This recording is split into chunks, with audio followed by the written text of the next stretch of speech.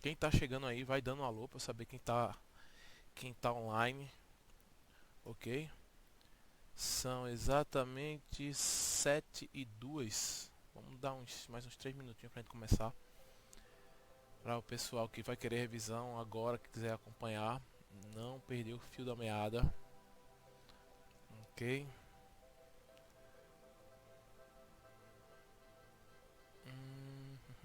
Opa, vai ficar aqui chegando mensagem aqui do meu Steam. Depois da transmissão da aula, tá? Possivelmente a gente vai ter uma live também de PUBG. Já combinei com. Tô esperando a resposta do meu amigo Fredson, lá do Instituto Federal Floresta, o grande Fred. Ver se a gente joga uma partidinha aqui. Faz umas lives de PUBG com o incremento do Biologames. A gente vai tentar sempre dentro dos jogos, a ideia é puxar assuntos de ciência, principalmente biologia, mas também adentrando em física, química e outras ciências naturais que for de interesse. A gente vai fazendo amizade e comentando também o que é que tem de novo dentro do contexto, dentro das notícias atuais sobre ciência. Beleza? Então quem quiser ir acompanhando aos pouquinhos as lives vai ser bem legal também. E vamos ver se esse projeto dá certo. Ok, beleza então. Eu acho que já está em tempo. Já esperamos 4 minutinhos aí. Qualquer coisa depois, quem perder, o bom é que tem a vantagem de depois assistir de novo.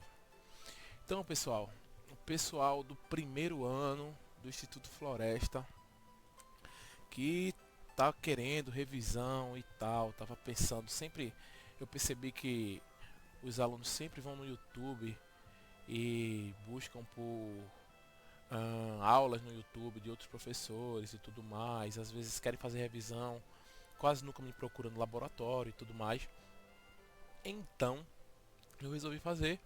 Eu já tinha essa ideia já, na verdade eu tinha com os amigos meus, que a gente comentava, a gente fechava grupo para jogar online e tal, a gente puxava assuntos nerd também. E aí, aproveitando essa ideia do Biologames, eu trouxe também para então fazer aula de revisão dentro dessa página aí que eu acabei jogando agora pro Facebook, tá certo? Ahn, por enquanto a gente vai trabalhar nessa plataforma, o Facebook, mais pra frente eu vou tentar ir pro YouTube também, se der certo, se eu ver que a galera tá gostando. E aí a gente vai fazendo essas revisões. Vamos então tentar fazer o máximo de revisão hoje.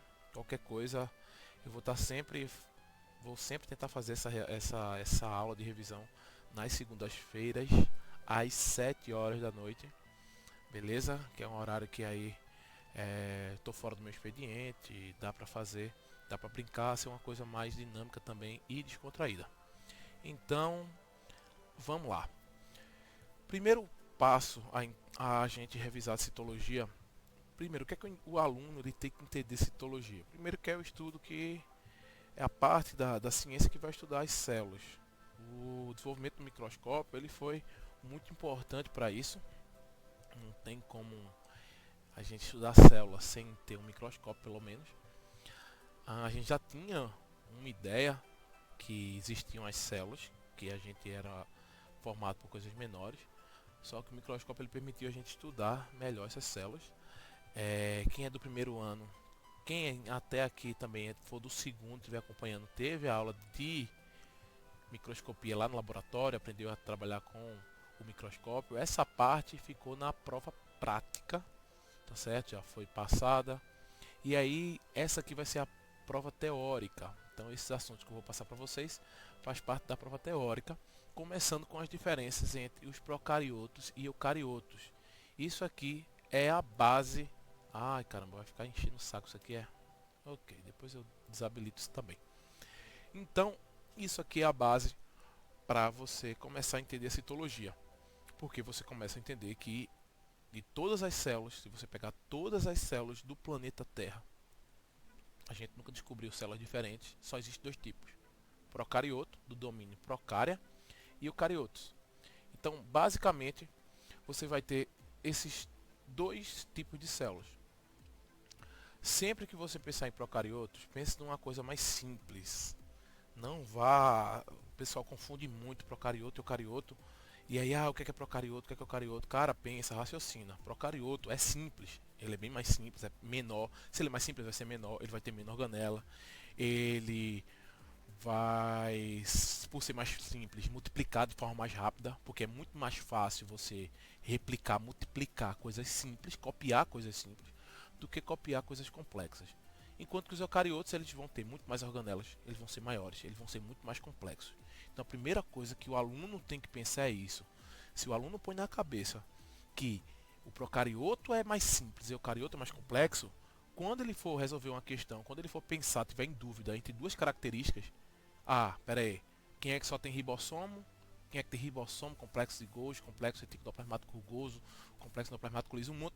Quem é mais complexo é o eucarioto. E aí ele não erra quando ele vai comparar um domínio com outro, um tipo de célula com outro. Beleza? Então, seguindo. Os procariotos, eles basicamente são representados por dois grupos. O grupo bactéria e o grupo arquea. Esses dois grupos aqui, ó, que vocês estão vendo, eles basicamente são chamados de bactérias, tá certo? Aí tem, às vezes chama eubactérias, às vezes chama arqueobactéria, às vezes chama só bactéria e arquea. Isso aqui são bactérias. A diferença básica, a grosso modo, tá? Passando essa informação para o primeiro ano, é que as bactérias aqui, ó, esse grupo de bactérias, são bem maiores, compreende basicamente a maioria das bactérias que a gente conhece. São as bactérias que estão no seu gastrointestinal, são as bactérias que estão na sua mão, na sua boca, no chão, no mouse, no teclado. Basicamente são essas bactérias. As arqueobactérias é um grupo menor e elas são bactérias mais, digamos assim, raras. Para você encontrar arqueobactéria, você tem que ir em locais mais, digamos assim, exóticos. Você vai na boca do vulcão, você vai em um rio que tenha ácido, ou numa fonte termal, ou numa fossa submarina. São basicamente um grupo de bactérias que se desenvolveu em locais extremófilos, eles gostam de locais extremófilos, em que basicamente o ancestral em comum desse grupo foi o mesmo que deu origem também aos eucariotos. Então, se você pega o DNA dos eucariotos e compara com o DNA das arqueobactérias e das bactérias, você percebe que os eucariotos têm um DNA muito mais parecido com o das arqueobactérias, porque o ancestral em comum deles está aqui, ó. Quando você compara com o DNA das bactérias, porque o ancestral em comum deles está lá atrás. Inclusive é aqui que a gente vai ter o ancestral universal de todos os seres vivos. Ok? Basicamente já viu isso lá em Origem da Vida, que a partir do coacevado, lá na Terra primitiva, você teve a formação desse organismo que deu origem aos demais, tá certo? Por que isso? Porque mesmo comparando eucariotos com bactérias, você ainda consegue encontrar similaridades genéticas, tá certo? Como por exemplo a formação do ribossomo. O ribossomo em todos esses grupos é o mesmo, com algumas diferenças, como no tamanho, tá certo? Na estrutura, mas a forma de ler o DNA é basicamente a mesma, tá certo? Que o ribossomo faz, desculpa, de ler o RNA mensageiro. E você tem algumas diferenças que vai surgir com a evolução, óbvio, por exemplo. As bactérias, elas iniciam a replicação, elas leem o RNA colocando o grupo metila lá no seu primeiro aminoácido, que é a metionina. Já o eucarioto não. Mas enfim, então eles estão de alguma forma ligados evolutivamente. Vamos então para o próximo slide, né? Aqui é para mostrar a diversidade do reino Monera, que é o reino que está dentro do domínio Procária. Então, ó, isso aqui é uma informação muito importante. Questão de prova, como eu sempre falo, cuidado, questão de prova. O reino Monera é o único reino dentro do domínio Procária. Então, lembrar, procarioto é um ser que está dentro do domínio Procária. O reino Monera é o reino que representa esse domínio. Então, quando você olha lá, você vê que só no domínio Procária só existe um reino, que é o reino onde estão as bactérias, as eubactérias, que também pode ser chamada só bactéria, e as arqueobactérias ou as arqueias. Beleza? É o que eu falei. Então, isso é importantíssimo, esse slide aqui, essa informação. Quando a gente vai para o domínio eucária, que é onde estão os eucariotos, aí você vai enxergar basicamente 4 reinos, tá certo? a nível de conhecimento para o ensino médio, a gente explora basicamente isso. Então você tem 4 reinos. Quais são? O reino protista, ou protoctista, que é onde a gente encontra os protozoários, amebas, os paramécios, beleza? Então são células, são seres unicelulares, obrigatórios, todos são unicelulares, tá certo?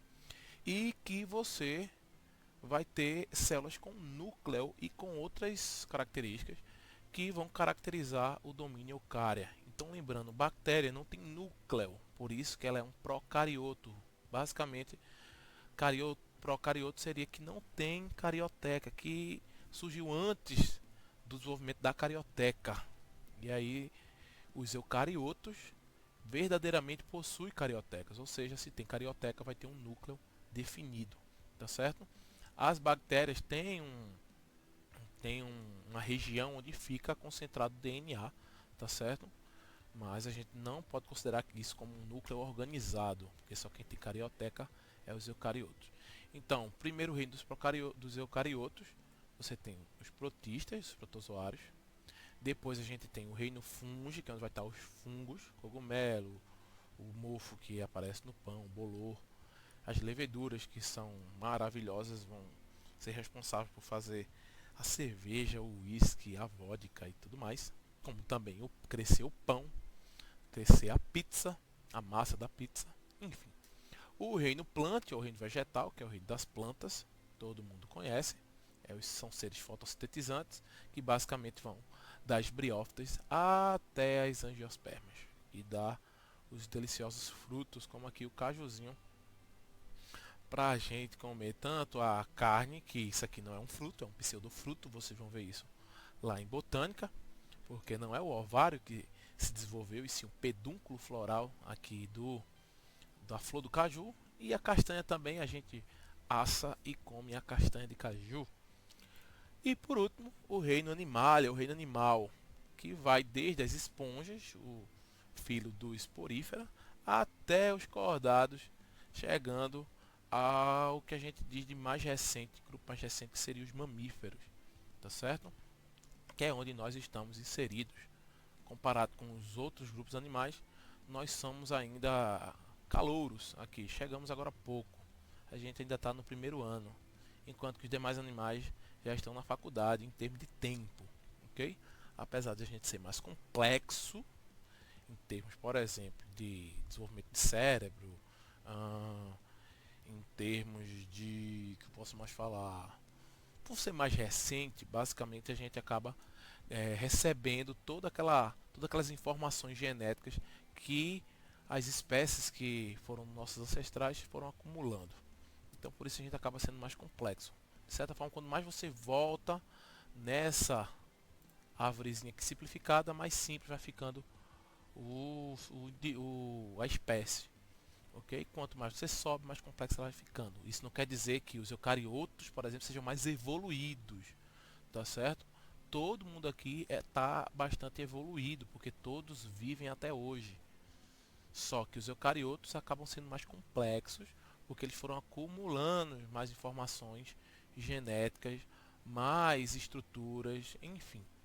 Ok? Então a gente pode dizer que os eucariotos são mais complexos. Os eucariotos, por exemplo, são mais adaptados para pensar, para raciocinar, como os primatas.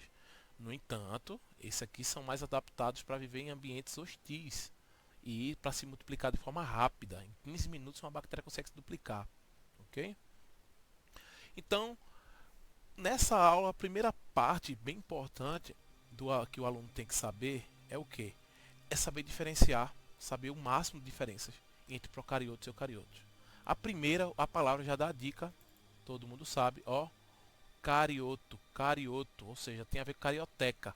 Se procarioto é mais simples e eucarioto é mais complexo, pensa mamífero, pensa. Procarioto é mais simples, então ele não vai ter carioteca, ele não vai ter núcleo, porque ele é mais simples, cara.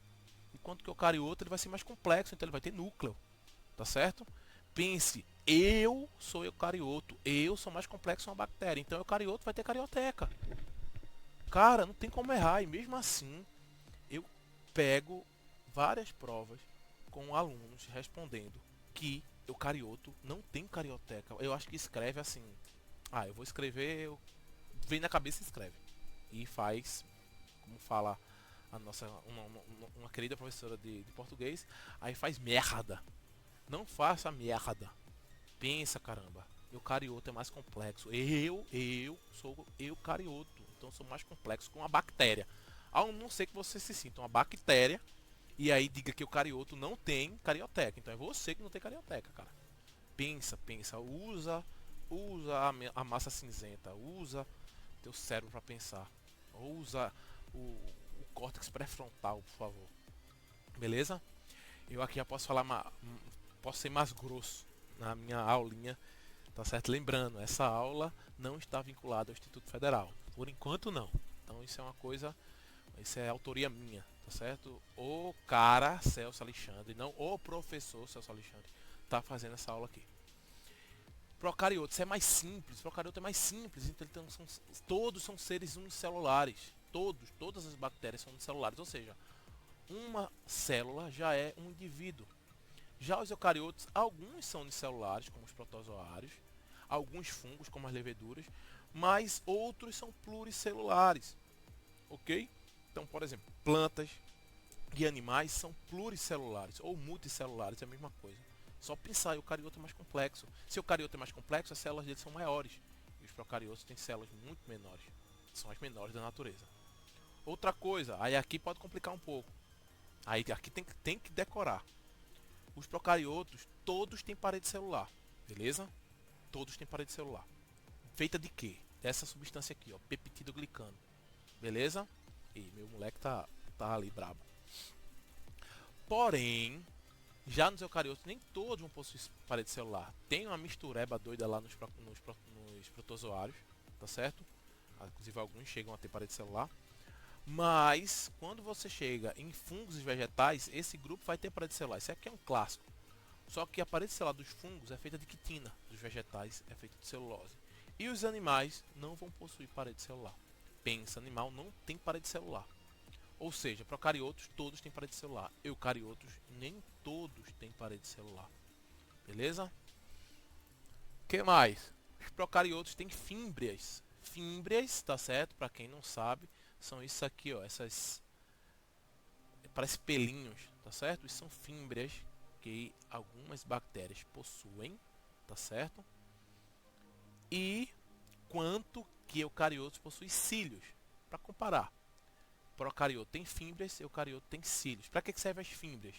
Para se fixar e para se reproduzir, principalmente no tipo de reprodução que a gente vai ver, que é a parasexuada. Já para se locomover, o procarioto usa flagelo, serve para a locomoção dele. Flagelo do procarioto aqui, ó. O eucarioto usa tanto os cílios e flagelos para se locomover. Então, o procarioto tem fímbrias, ele usa para fixação e reprodução. O flagelo ele usa para se mexer, se locomover. Já os eucariotos, cílios e flagelos, os dois servem para se locomover. Só quem tem cílio é eucarioto, só quem tem fímbrias é procarioto. Então não venha dizer que é uma diferença, é que procarioto tem flagelo e eucarioto tem flagelo. Isso não é uma diferença, isso é uma similaridade, isso é uma coisa que os dois têm em comum, ok? É uma igualdade, não vou dizer igualdade, mas enfim, é uma coisa em comum. Algumas espécies possuem cápsula, os procariotos, só os procariotos é que você consegue encontrar essa estrutura que é a cápsula, ok? Já os eucariotos não tem cápsula, é como eu digo, é o colete nível 3 do procarioto. O procarioto tem a membrana aqui, ó, essa coisa fininha aqui, a membrana plasmática.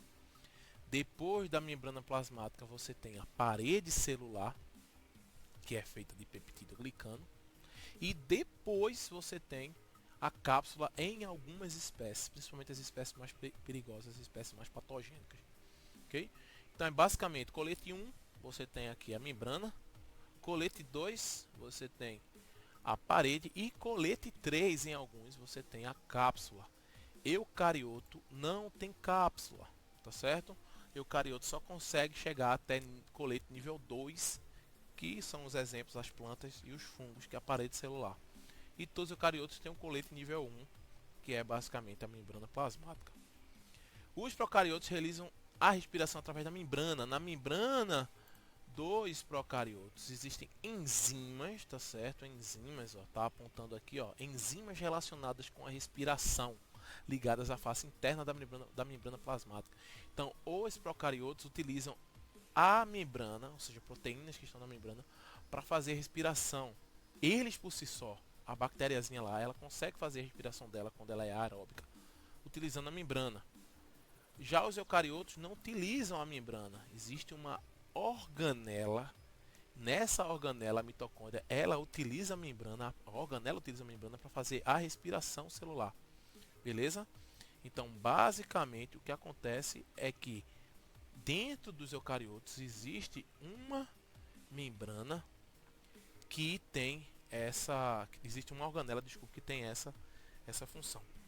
Mandar um abraço aqui para Iago Menezes, Vinícius Ferraz está aqui acompanhando, Thales também, Lorena, hello, Iago Menezes, alô, cara, mandou de novo. Solange Silvestre, o áudio está um pouco baixo, beleza, foi bom ter falado, o áudio está um pouco baixo, vamos subir um pouco o áudio. Deixa eu chamar aqui a minha transmissão aqui. Deixa eu ir lá em configurações. Ih, rapaz, posso mexer no áudio não é? Pera aí, aqui eu acho. Isso, áudio. Vou aumentar um pouquinho o microfone. Se ficou melhor, dá ok. Aumentei para 90. Se quiser que eu aumente mais, eu vou aumentar para 100, beleza? Eu botei até uma trilha sonorazinha para bem baixinho. Se tiver incomodando a trilha sonora, fala. Eu botei a trilha sonora do Donkey Kong. Tem várias trilhas sonoras aqui no meu Spotify de jogos, eu vou estar sempre colocando, tá certo? Só coloquei baixinho porque hoje é mais uma aula, mas quando for uma coisa mais dinâmica, mais à vontade, eu coloco outras trilhas sonoras. Se tiver baixinho, eu botei meio baixinho, tá? Se não estiver incomodando, fala. Se quiser que eu aumente um pouco, fala também. Anastácia, aí, minha filha. Lígia tá de olho aqui. Kézia, opa. Edson tá acompanhando, mandou um kkkk, não sei se é bom ou se é ruim. Graciane e Solange estão assistindo com você, show. Continuando então o processo, galera. Organelas. Se procarioto é mais simples, pensa, usa a massa cinzenta. Por favor, cara, não seja uma bactéria. Você é um eucarioto.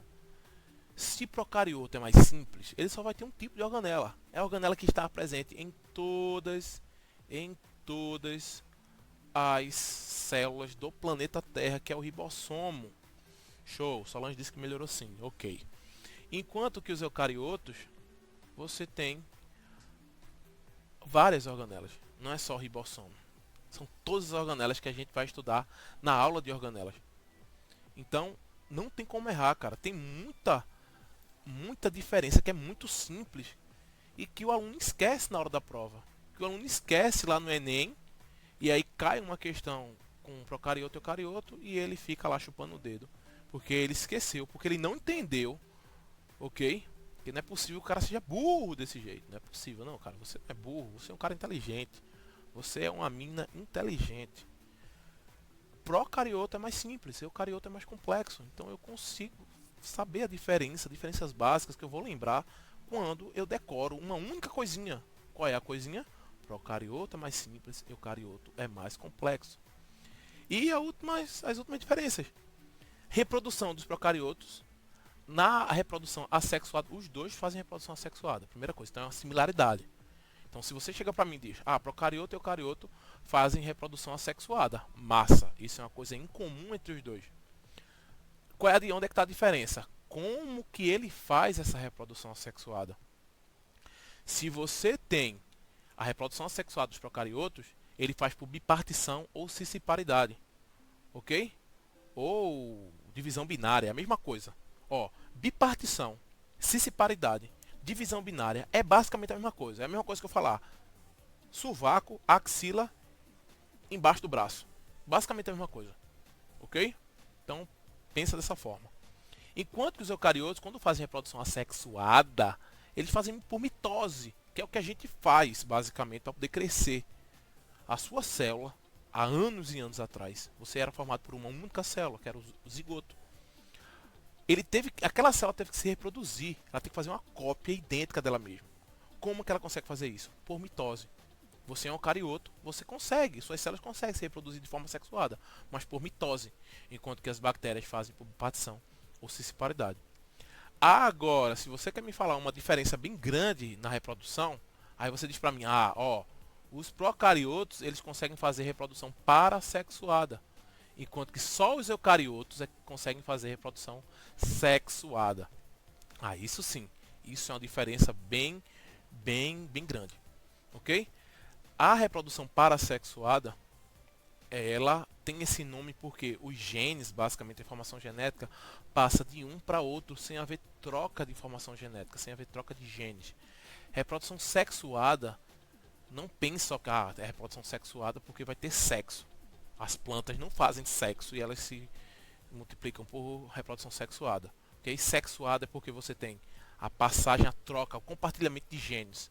Você vai ter um indivíduo que vai dar genes, que vai se combinar com um indivíduo que também vai dar genes. Basicamente um macho e uma fêmea. Ok? Então os dois compartilham. O ser novo que vai surgir tem genes da mãe e do pai. Ou seja, quer dizer que aquele organismo, ele foi criado por reprodução sexuada. Ok? Então, daqui a pouco a gente vai falar um pouco da parasexuada, mas são 3 tipos: conjugação, transformação e transdução. Onde você vai ver que o gene, ele sempre passa de um indivíduo para outro, não há troca, não há compartilhamento do gene. Ok? Aqui, para que servem essas duas figuras? Para basicamente vocês verem a anatomia, entre aspas, da bactéria, dos seres procariotos, porque lá na frente a gente vai ver dos eucariotos. É só para lembrar, ó, você tem as fibras aqui, plasmídio, a gente vai ver que é muito importante, porque é o que vai ser passado na conjugação. São pequenas moléculas de DNA que tem algumas informações genéticas que podem fazer com que a bactéria ela adquira habilidades a mais, que eu já falei em sala de aula, estou aqui reforçando, como por exemplo resistência a antibióticos. Então é como se fosse uma carta na manga que a bactéria pode ter para resistir a um ambiente que possa ter mudado. Aqui está o DNA dela, tá certo? Que a gente pode chamar de nucleóide. Cuidado para não chamar de núcleo. Quem tem núcleo é o eucarioto. Por isso que você diz que não é um núcleo organizado. O DNA está aqui numa região, mas você não tem uma carioteca em volta. Ele está solto. Lembrando que o DNA dos procariotos é circular, enquanto que o DNA dos eucariotos é linear, é uma linha que toda enrolada que forma o cromossomo e o carioto que a gente vai ver. O flagelo, aqui eu já falei das enzimas que servem para respiração, a bactéria usa a membrana para respirar. Os ribossomos são esses pontinhos aqui, ó, que vão fazer proteína, ok? Você tem o citoplasma, que é o espaço onde vai estar o hialoplasma. O mesossomo é essa invaginação aqui da membrana que serve principalmente para ancorar, tá certo? Ancorar o DNA. Vários corações aqui, muitos corações. Parede celular, que é aqui está a membrana plasmática, lembrando, colete 1. Lá na frente, na aula de membrana, tem que lembrar, ó, a membrana é tipo um colete, então a primeira função dela básica é proteção. Parede celular é a obrigatória de todas as bactérias, todas vão ter, é o colete nível 2. A cápsula, nem todas têm, vai ser um colete nível 3, a bactéria vai ficar topada em proteção, vai dar muita proteção a ela, tanto é que ela vai ficar bem perigosa, vai conseguir resistir a ambientes, a ácidos, até mesmo a ataque de células de defesa. Por isso que é muito perigoso quando uma bactéria encapsulada, tá certo, causa uma infecção na gente. E aqui eu já falei, as fibras, ok. Nesse aqui, basicamente uma coisa, as fibras, a cápsula está em verde aqui, ó, a parede está essa linha aqui, a membrana aqui embaixo. Aqui o DNA em nucleóide, o DNA está aglomerado no meio, ele não está ancorado. Eu acho que basicamente foi um errozinho aqui da figura, ele deveria estar ancorado na membrana. O flagelo aqui, bonitão, tal. Membrana já falei, a parede. Ok. Basicamente é isso. Vamos então para a reprodução assexuada das bactérias. O primeiro tipo que eu falei, né? Sim, calma, desculpa. Assexuada. Então, assexuada é basicamente só um tipo, que é a divisão binária ou cisparidade, como eu falei. Ou bipartição, basicamente a mesma coisa. O que é que a bactéria faz? Aqui está o DNA dela, ancorado, é circular. Ele duplica, você pode chamar isso de cromossomo bacteriano também, tá? Tem o cromossomo eucarioto e o cromossomo bacteriano, porque o DNA da bactéria também consegue se condensar até certo nível. E aí esse DNA ele começa a se duplicar, ó, é tipo uma macarronada. Imagina uma macarronada que não tem ponta, ela é um círculo. O que é que ele faz? Ele duplica isso aqui. E ele começa a duplicar essa macarronada, esse DNA, essa informação. Ó. Depois que ele duplica essa informação, depois que ele faz uma duplicação do seu material, a bactéria começa a sofrer tipo um estrangulamento aqui, ó. E aí, imagina você meio que pegando a massa de um pão e você pega bem na metade dele e você começa a apertar em forma de anel, assim, você vai até que a massa se divide em duas. Pronto, é basicamente isso que acontece. Essa célula é clone dessa. Essa era a célula mãe, tá certo? E ela se divide em duas, que são as células filha. Jennifer Mais está assistindo. Show, Jennifer. Acho que entrou agora. E vamos para a reprodução parasexuada. Começando com a conjugação. O que acontece na conjugação? Um nome já ajuda, pessoal. Lembrando, são 3 tipos: conjugação, transformação e transdução. A primeira, conjugação. O nome já está ajudando. Vai haver uma conjugação. Que é uma conjugação? É quando algo que conjuga com outro. Ah, eu vou fazer ali um quartinho, eu vou aumentar minha casa, vou fazer um quartinho conjugado. Ou seja, você vai aumentar e vai deixar ali um quartinho grudadinho ali na sua casa, é um conjugadozinho. Ok? Então, conjugação, tem que haver contato. Uma vai grudar na outra, uma vai encangar na outra, uma vai trepar em cima da outra. Basicamente isso. Então, olha cá, ó. A bactéria está de boa lá, andando. E aí ela se junta com outra bactéria, ó, essa aqui é a bactéria de cima, ela faz essa ponte citoplasmática aqui, que quem ajuda a fazer são as fímbrias. Por isso que as fímbrias ajudam na reprodução. E aí, para ajudar no entendimento, a gente, os biólogos, tá certo? Eles disseram que a bactéria que passa a informação genética para outra, a gente chama de bactéria macho, enquanto que a recebe essa informação é a bactéria fêmea. Isso não quer dizer que existe uma reprodução sexuada aqui, tá, pessoal? Isso aqui é só uma denominação que resolveram dar para dizer quem é que passa, quem é que tem esse plasmídio, que vai ser passado, vai ser copiado e passado, e quem é que recebe o plasmídio. Uma alusão aos animais, de certa forma. Porque nos animais você tem um macho que insemina a fêmea. E basicamente, tá certo? É a fêmea que recebe o sêmen e ela também compartilha suas informações genéticas porque ela vai ter o óvulo. Tá certo? Mas é por causa disso. Então, ó, perceba, na conjugação, a célula macho que vai ter o plasmídio, que eu disse a vocês é basicamente DNA, ele copia o plasmídio, ele começa a copiar, existe um processo aqui, círculo rolante, tá? Isso é mais complexo. E aí basicamente você dá um Ctrl C, Ctrl V, ó, você copia o plasmídio passa para outra célula, e aí depois essa ponte aqui, ela é desfeita, tá? E aí essa célula agora ela recebeu, veja que ela não deu nada para essa aqui de volta, ela só recebeu os genes, por isso que é parasexuada, ela só recebe. E aí essa célula aqui, antes, digamos, que esse plasmídio fazia com que essa célula aqui tivesse resistência a um determinado antibiótico, a ampicilina, por exemplo.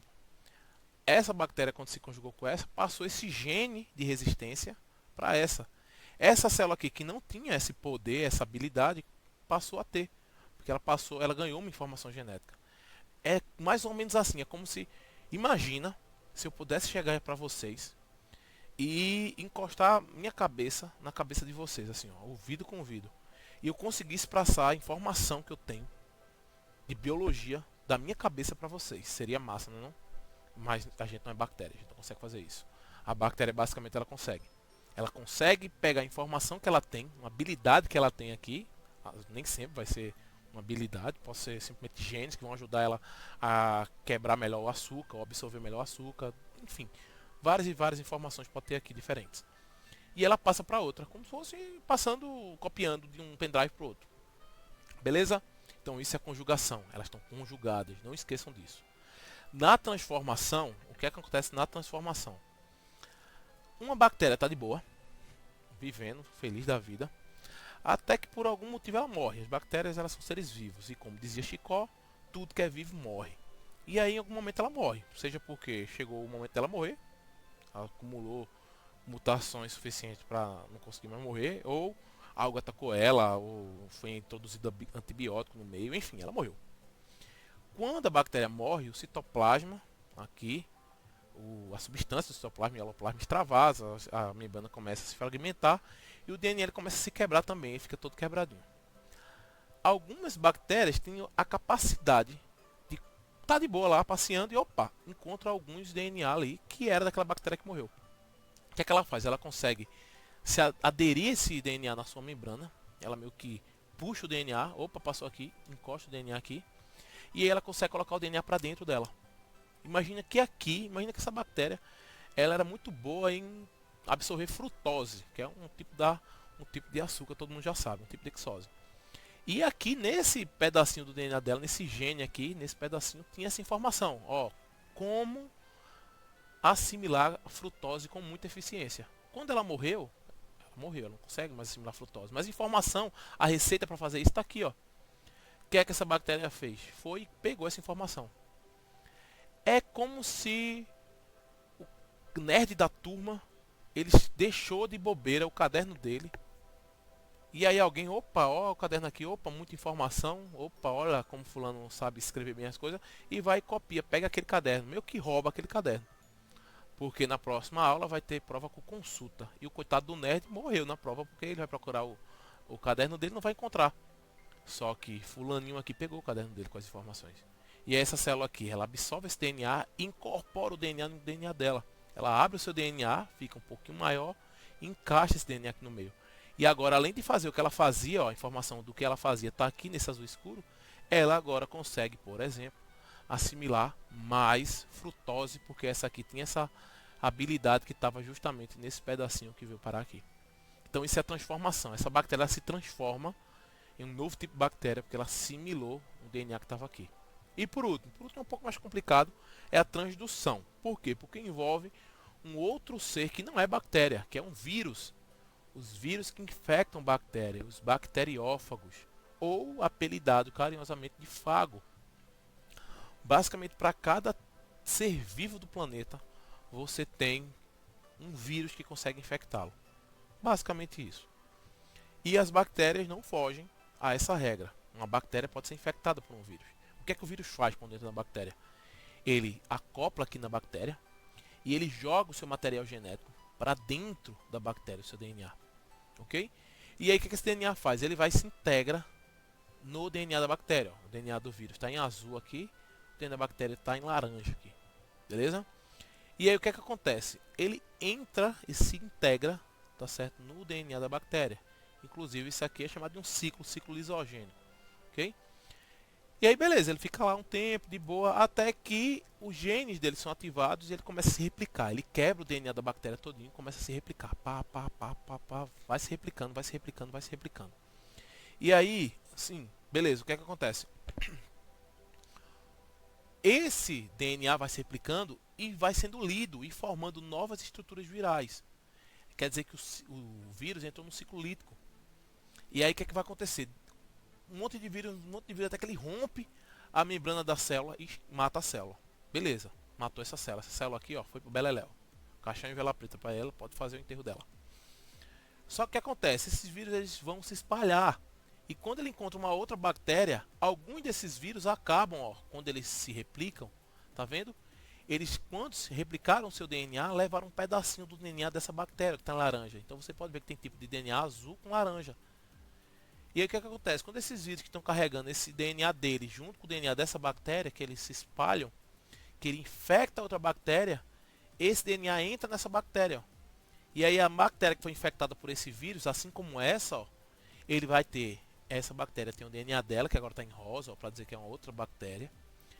Tem o DNA daquela bactéria que foi infectada na primeira vez, aqui, ó, e o DNA do vírus. Ou seja, se você analisar aqui, pode ver que um pedacinho desse DNA que está em vermelho, ó, aqui, ele acabou indo parar nessa bactéria. Ou seja, houve uma passagem de gene dessa bactéria aqui, que antes era viva, mas morreu depois. Aqui ela morrendo. Um pedaço desse gene veio parar aqui.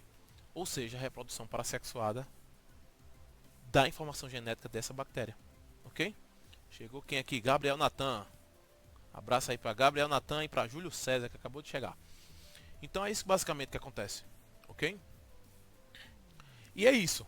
Essa aula, basicamente, vocês têm que ter essa informação, revisando a informação, bem rápido. Quais são os reinos que pertencem a cada domínio, procária e eucária, as diferenças entre procariotos e eucariotos, como que é a reprodução assexual das bactérias e como que é a reprodução parassexual, os 3 tipos, ok? E eu sempre coloco uma frasezinha, né, nas minhas aulas: pouco conhecimento faz com que as pessoas se sintam orgulhosas, muito conhecimento com que se sintam humildes. Isso aqui faz com que você seja verdadeiramente inteligente, minha gente. Quem disse isso foi Leonardo da Vinci, a não ser que seja uma fake news, tá? Aí, Júlio César topado, é nóis. Beleza? Então, respira fundo. Vamos ver aqui uma... Deixa eu mudar aqui a trilha sonora. Tá dando pra... Alguém me fala aí se tá dando pra escutar a trilha sonora. Eu não tô escutando, fiz uns testes aqui, mas eu vi que esse...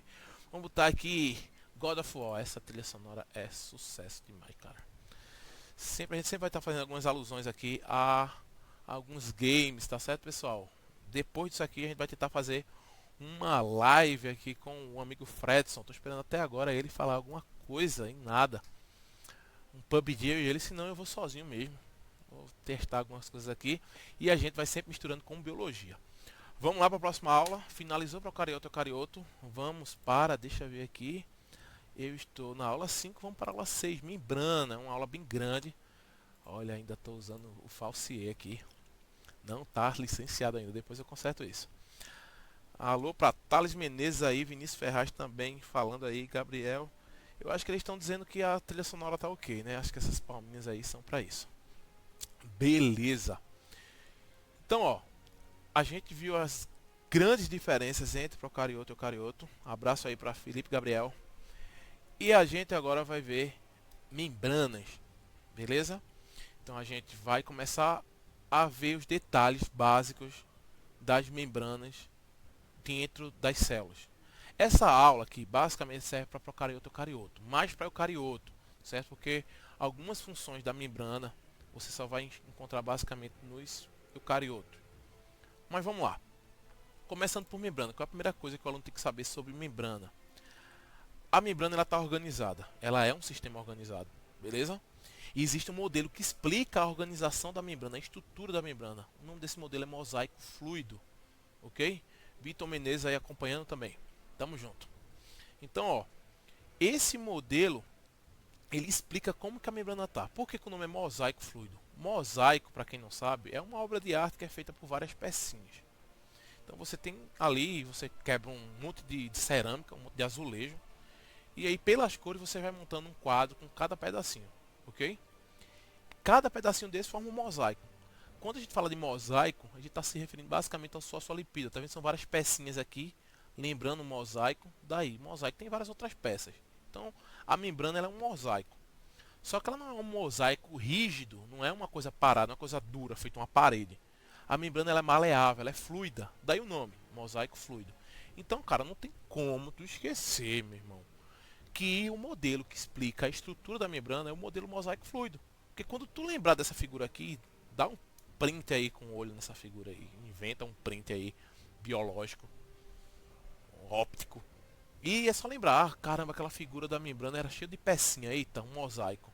E a membrana ela não é rígida, ela não é feita uma parede, ela é fluida, ela tem uma maleabilidade, como se fosse uma bola de queimado. Para quem nunca viu uma bola de queimado, é uma bola bem molinha, tipo uma bola de tênis, sei lá, uma coisa que é maleável, que você consegue apertar e ela vai suportar uma certa pressão.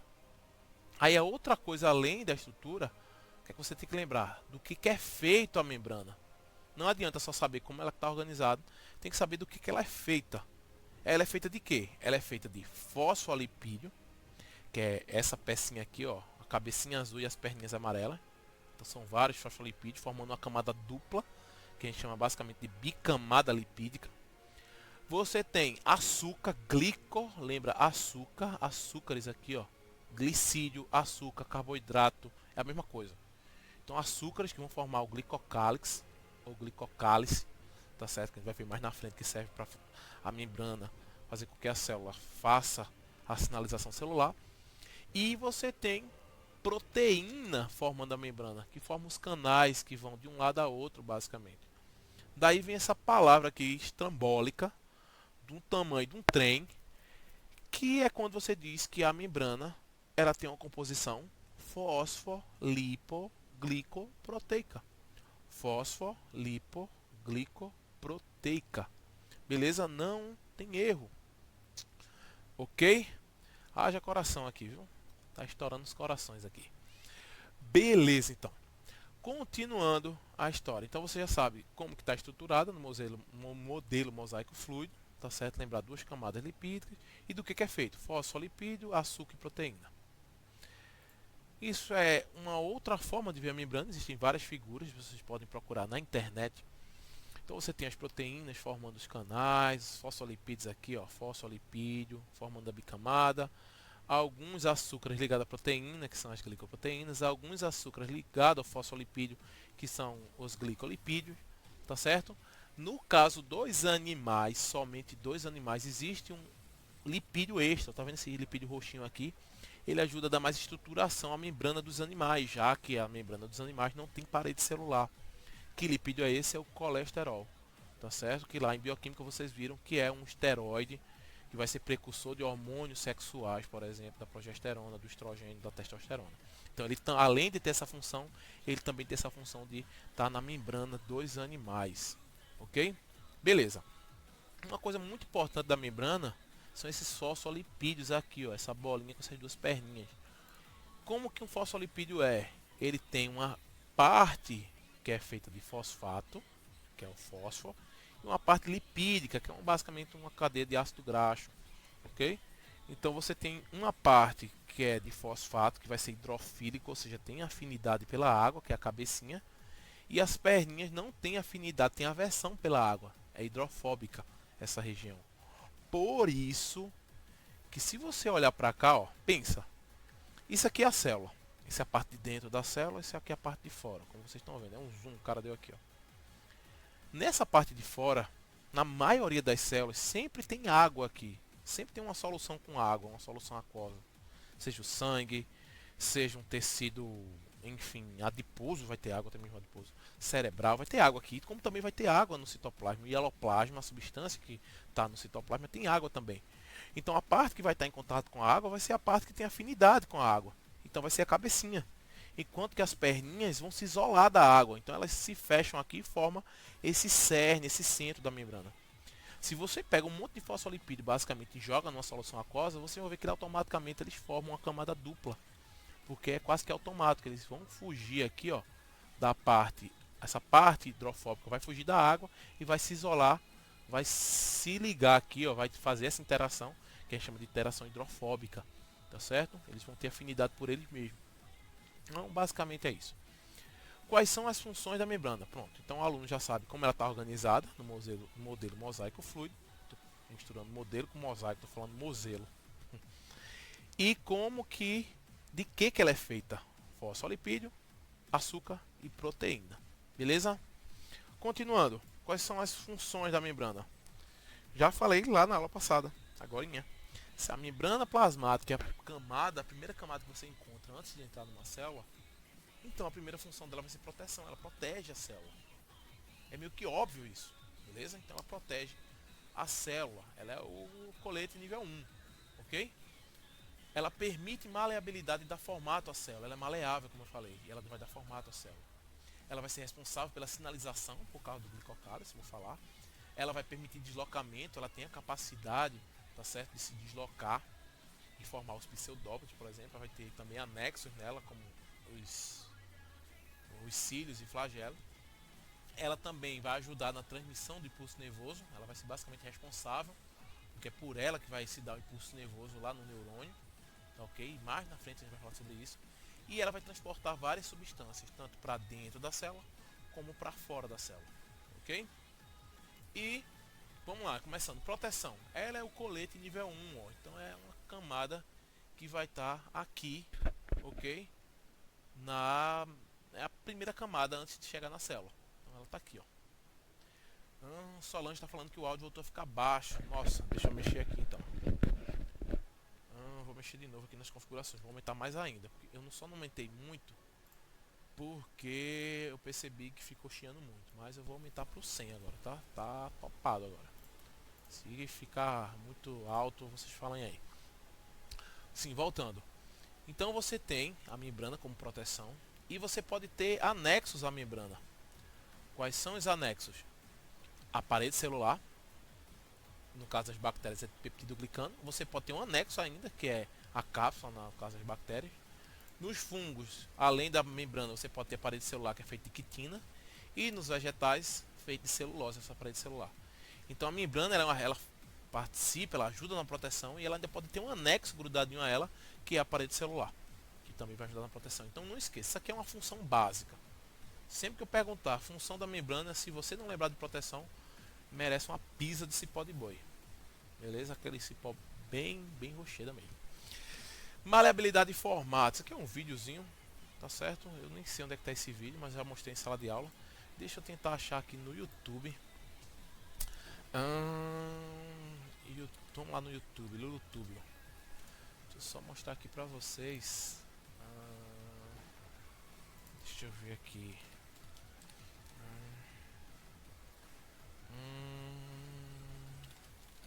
Pronto, deixa eu tentar mostrar aqui. Opa, temos aqui um professor Eduardo Magno Brito. Chegou aqui para nossa live.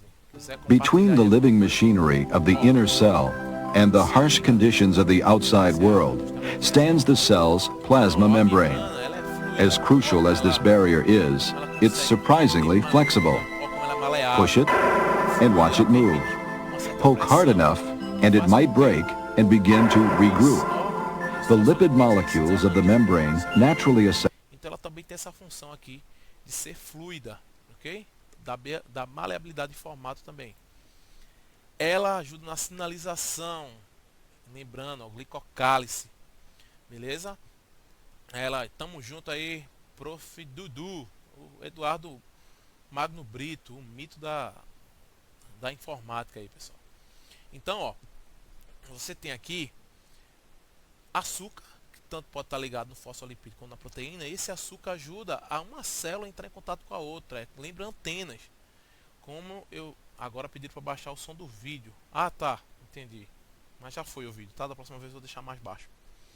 Então, ó, esses fosfolipídios, desculpa, esses açúcares, esses glicídios, eles ajudam na sinalização. Uma célula toca na outra e aí você tem trocas de informação entre uma célula e a outra. Por isso que a membrana, ela também vai ter a função de sinalização, porque ela tem o glicocálice, que é a forma da membrana de uma célula trocar informações com outra. Lembra antenas de rádio, ó, se você olhar direitinho, ok? A membrana também ajuda no deslocamento. Então você tem, por exemplo, as amebas que se deslocam por pseudópodes. Deixa eu mostrar aqui. Vou tentar agora botar no mudo. Pseudópodes. Se você olhar aqui, ó o pseudópode de uma ameba, ó como é que faz, ó. A membrana, ela se joga para frente, ó. Ela se dilata porque ela é maleável e ela forma isso aqui. Isso é um pseudópode, ó. E aí, ó, ela joga o seu citoplasma para frente, a membrana permite isso. E aí quando ela se fixa aqui, ela puxa o restante. Tá vendo o restante da célula vindo aqui, ó? Então a célula, a ameba, por exemplo, ela consegue se locomover porque a membrana permite isso, ok? E ela fez isso para englobar um micro-organismo aqui. Ela vai devorar esse bichinho aqui, ó. Sem voltar, ó, agora que eu percebi, ó, tá aqui, ó, possivelmente isso aqui é um protozoário menor, não tá parecendo uma bactéria, tá se movendo muito avidamente e ela tá engolindo, ó, esse bichinho aqui. Não é um bichinho, tá? Bichinho é do reino animal. Esse micro-organismo, ela tá se alimentando, tá fazendo seu jantar. Beleza? Inclusive já passou a hora do jantar e eu tô com fome. Abraço aí para Marcos Levi, acabou de chegar. Então, ó, ela vem com esse pseudóptero, ela não só se locomove, como ela também pode englobar alguns organismos. Beleza? Continuando aqui. Ela também vai ter alguns acessórios, como cílios e flagelos. Eu já falei para vocês, né? Os cílios, eles são menores em tamanho, são bem pequenininhos, só que eles existem em grande quantidade. Se a gente voltar aqui, ó, deixa eu ver se eu consigo algum vídeo de cílios e flagelos. Ok? Parece que tem muita coisa legal aqui não. Deixa eu ir em figuras aqui. Ó, cílios e flagelos, ok. Imagens, vê a diferença. Pronto, basicamente, ó, Isso é um flagelo, tá vendo? É gigante e os cílios são bem pequenininhos, só que em maior número. Então o flagelo é bem maior, só que ele basicamente está na maioria das células no número de 1 apenas, beleza? E os cílios, eles são bem menores que o flagelo, só que estão em maior quantidade. Essas duas estruturas servem para deslocamento e são anexos à membrana, beleza? Aqui eram uns vídeos que eu já passei. O impulso nervoso, tá? A membrana também ajuda no impulso nervoso. Se eu colocar aqui, ó, deixa eu ver aqui, neurônio, impulso nervoso. Deixa eu só ilustrar aqui essa informação. Acho que isso aqui tá bem legal, tá bem mais complexo. Pronto, ó. Isso aqui seria, tá sem música. Isso são os neurônios, ó, mandando impulsos nervosos um para os outros. Como é que eles conseguem fazer isso aqui, ó? Pela membrana. Ele recebe o impulso e desloca esse impulso para várias outras células, várias outras partes do cérebro, por causa da membrana. É a membrana que faz isso aqui, ó. Ok? A gente vai ver que é a membrana que vai ter essa capacidade de transmitir o impulso nervoso. Por isso que ela vai ter essa função. E por último, ela vai fazer transporte de substâncias, ok? Que é uma das grandes pedras no sapato do aluno de ensino médio que está aprendendo citologia, que está aprendendo membrana. Até agora que a gente vê é basicamente facinho. Ah, beleza, eu sei o que é, eu sei a diferença entre procarioto e eucarioto, eu sei quais são as funções agora da membrana, eu entendi que a membrana ela é mosaica, ela é fluida, ela é fosfolipoglicopoteica. Quando chega aqui, o cara começa a se confundir demais. Então, de uma forma bem básica, a membrana faz transporte. Opa, agora que eu vi que está errado aqui, depois eu vou trocar, ó, esse S por esse N. Então, ó, existe basicamente 3 tipos de transporte. A primeira coisa que o aluno tem que pensar é, cara, o transporte eu vou dividir em 3 pedaços, em 3 grandes grupos. O transporte passivo, o transporte ativo e o transporte em bloco. É só lembrar, ó, passivo, ativo, beleza, já lembra, e o em bloco. No transporte passivo, o que quer dizer passivo na biologia aqui? Tá? Não pense em outras coisas, tá? Passivo significa que não gasta energia. É passivo, ele fica lá de boa, parado. Então passivo, a membrana não gasta, a célula não gasta energia. No ativo, a célula gasta energia. A célula tem que gastar energia para poder fazer esse tipo de transporte. E quando a gente fala de energia a nível celular, basicamente a gente está falando de uma molécula que é a adenosina trifosfato, o ATP, ok? No transporte em bloco, ora gasta, ora não gasta. Sim, Celso. Então, como é que eu vou diferenciar o transporte em bloco do ativo e passivo? O passivo não gasta energia, o ativo gasta, beleza, aqui é obrigatoriamente. Mas o em bloco, ora gasta, ora não gasta. E aí? A diferença é que no passivo e no ativo, a membrana ela não perde pedaço. A membrana ela fica lá parada. As substâncias passam por ela ou passam por proteínas que existem nela. No em bloco, você vai ter um pedaço de substância, um bloco muito maior. E aí a membrana ela tem que perder um pedaço dela, porque ela entra com tudo. Ela entra não só a substância que está sendo deslocada, o fragmento de alimento, por exemplo, que está sendo deslocado, como também um pedaço da membrana. Beleza? Então vamos começar com o passivo. No passivo, isso aqui como o PowerPoint não está projetando bem, eu vou, que a quem gosta, eu vou utilizar aqui o meu Paint. Meu Paintbrush. Vou aumentar aqui. E vamos lá. Para primeiro entender o transporte passivo, como também as suas subdivisões, primeiro você tem que entender, tem que ter noção do que é concentração.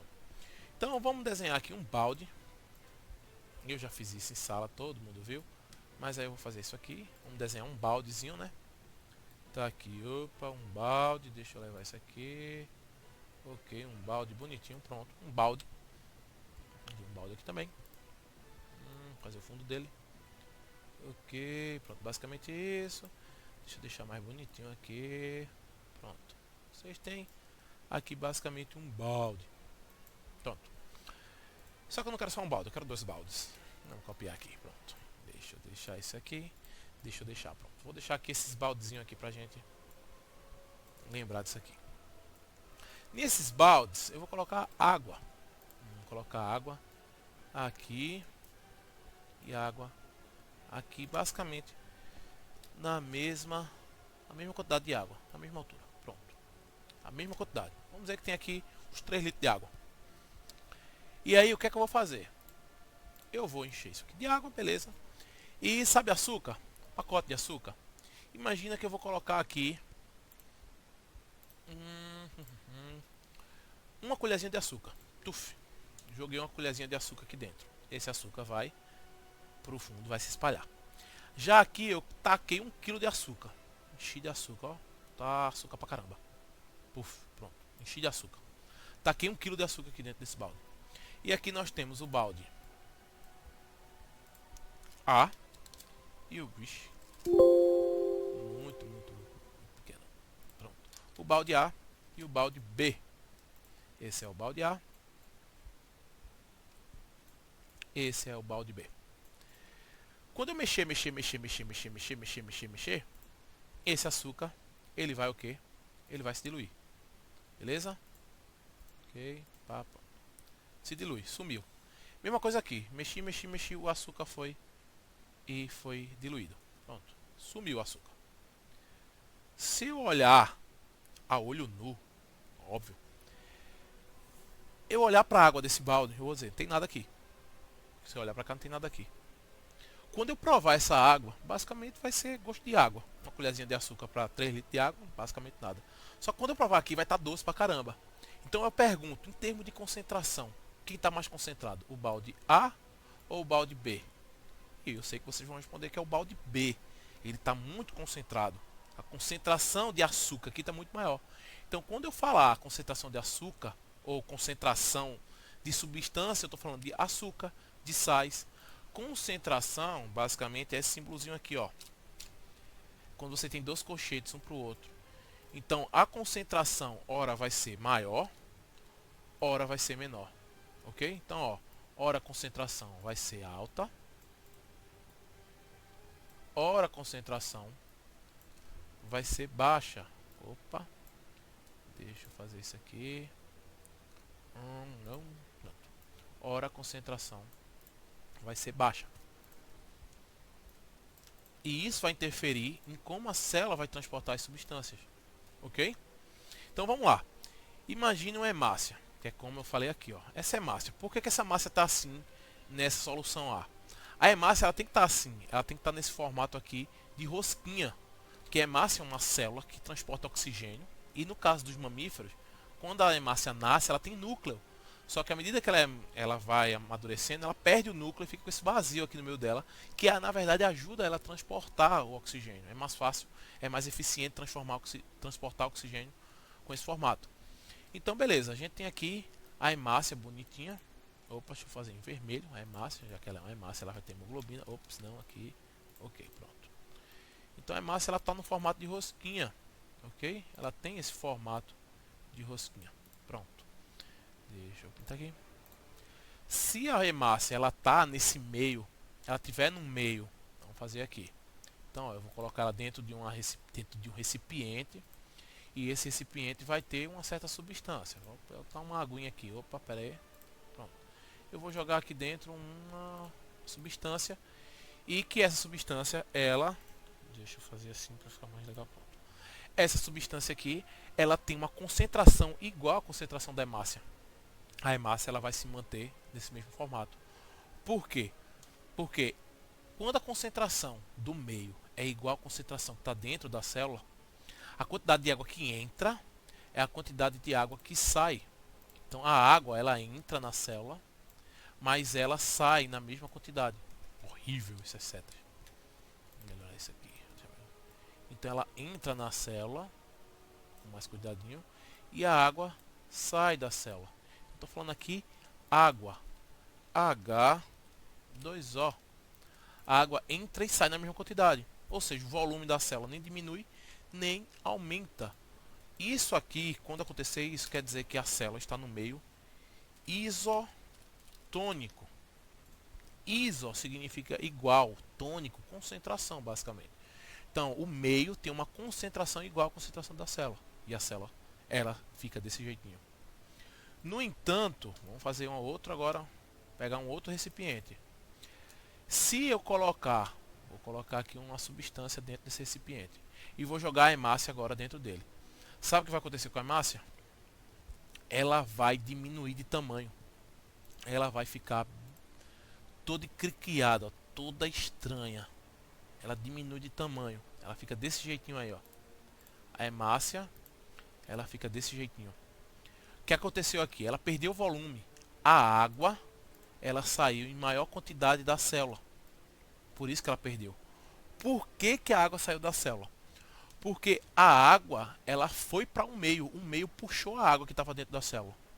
Quando isso acontece, é porque um meio é um meio hipertônico.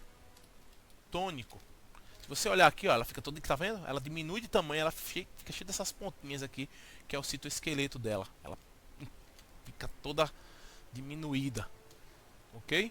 Então ela ficou no meio hipertônico e perdeu água. Isso, quando a célula fica desse jeito, quer dizer que a célula está plasmolizada. Ela sofreu plasmólise, ok? No caso da hemácia, a hemácia quando está plasmolizada é o mesmo que dizer que ela está crenada, ok? Então é isso basicamente que aconteceu. Opa, porque aqui está assim, pronto. Deixa eu só pintar isso aqui para não ficar feio. Pronto, ok, pronto. Então isso é um hipertônico, a hemácia perde volume, porque a concentração aqui é maior que dentro da célula, porque o meio é hipertônico, hiper, maior, tônico, concentração. Então o meio tem uma concentração maior. E beleza, mas quando for o contrário disso aí, se eu pegar um recipiente, peguei aqui o recipiente, ó, pá, vou colocar uma substância dentro do recipiente, no caso, vai ser uma substância com concentração bem baixinha, praticamente quase que água pura. E aí eu vou colocar a hemácia. O que é que vai acontecer com a hemácia? A hemácia, ela vai encher pra caramba, ela vai ficar gigante, inchada, ok? Por que que ela vai ficar inchada? O que aconteceu aqui? Ela vai ficar inchada. Deixa eu aumentar aqui, pronto. Opa, por que que ela tá ficando isso? Eu não sei porque que ela tá ficando assim. Deixa eu ir lá, ajeitar isso aqui. Pronto, agora ela ficou. Então ela fica bem grandona. Ela perde o formato de rosquinha dela, ok? Ela ficou aqui grandinha, bem... Tá inchada. Pera aí, deixa eu fazer o miguezinho. Pronto, ela tá bem redonda, ok? Por que que isso aconteceu? Porque a água entrou na célula. Você tem água agora, água entrando. Por quê? Porque a concentração aqui no meio é menor que dentro da célula. E é uma regra. A água, ó, aqui, água, H2O. Ops. Lembrando, né, vamos consertar esse H aqui. Esse H2O, esse 2 sempre é para baixo aqui, tem que ficar embaixo. Pronto. Esse H2O aqui, ó, a água, ela sempre sai, ela sempre vai do meio menos concentrado, com concentração menor, para um meio mais concentrado. Isso é uma regra de ouro. A água sempre vai para onde está mais concentrado. Se agora é a célula que está mais concentrada, a água vai para dentro da célula. Ok? Então a célula vai ganhar volume, ela vai ficar inchada. Mas a gente não diz que ela fica inchada. A gente diz que ela está túrgida. Ok? E isso acontece porque ela está no meio. Se um meio com concentração alta é hipertônico, um meio com concentração baixa é hipotônico. Ok? E ela vai estar túrgida. Se esse processo continuar, se continua entrando água, entrando água, entrando água, a célula ela vai acontecer o quê? Ela vai estourar, ela explode. Esse processo de estouro é chamado de plasmoptise. O barulho que ela faz é ptise. Isso é mentira, tá? Mas só para lembrar, ela sofre plasmoptise. Acontece muito com células animais. Ela fica túrgida, não aguenta e estoura, sofre plasmoptise. Por quê? Porque a célula animal não tem parede celular. Uma célula de vegetal, por exemplo, que tem parede celular feita de celulose, ela consegue acumular água e ela não estoura. Por quê? Porque a parede celular segura a membrana e não deixa ela estourar. Opa, alguém jogando um CSzinho aqui, cabelinho tá jogando aqui. Daqui a pouco eu chego lá. Ok? Então isso aqui ajuda a entender um dos mais complexos tipos de transporte, que é a osmose. Então eu expliquei a osmose, tá, pessoal? É um transporte passivo, A célula não gasta energia para fazer esse transporte, ok? Na difusão, que é o outro tipo de transporte passivo, o que é que vai entrar e sair da célula? A gente viu que o que entra e o que sai na osmose é água. Na difusão simples, basicamente o que entra e o que sai são gases, lipídios, substâncias que vão atravessar a membrana, ok? Maria Eduarda acabou de entrar aqui, está assistindo. Um oi aí para Maria Eduarda. Então é basicamente na osmose, água. Na difusão simples, você tem agora gases, você tem lipídios, vitaminas lipossolúveis, ou seja, você tem soluto agora. Enquanto que aqui é solvente, a água na biologia é solvente, tá, pessoal? O solvente universal da biologia. Na difusão simples, você tem soluto, tá certo? Que é essas substâncias que estão dissolvidas no solvente, que eu falei agora há pouco. Então, por exemplo, o soluto, ele faz o contrário, ele faz a regra inversa. O soluto, ele sai de onde está mais concentrado e ele vai para onde está a menor concentração dele, ok? Porque o soluto, ele quer ir para onde está menos concentrado, ele quer se espalhar, ele quer se expandir. Então, por exemplo, ó, aqui, por que entra muito mais oxigênio e sai pouco oxigênio da célula?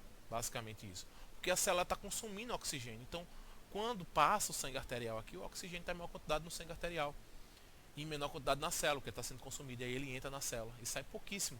O que mais sai é gás carbônico. Por quê? Porque no sangue arterial vai ter menos gás carbônico e vai ter muito gás carbônico aqui dentro. É só um exemplo que eu não explorei em sala de aula, mas só lembrar, difusão simples não gasta energia, ele é passivo, ó, passivo difusão simples. E, que mais? A difusão simples, ela não gasta energia e é soluto, esses solutos que eu falei. Na difusão facilitada, o que é que acontece?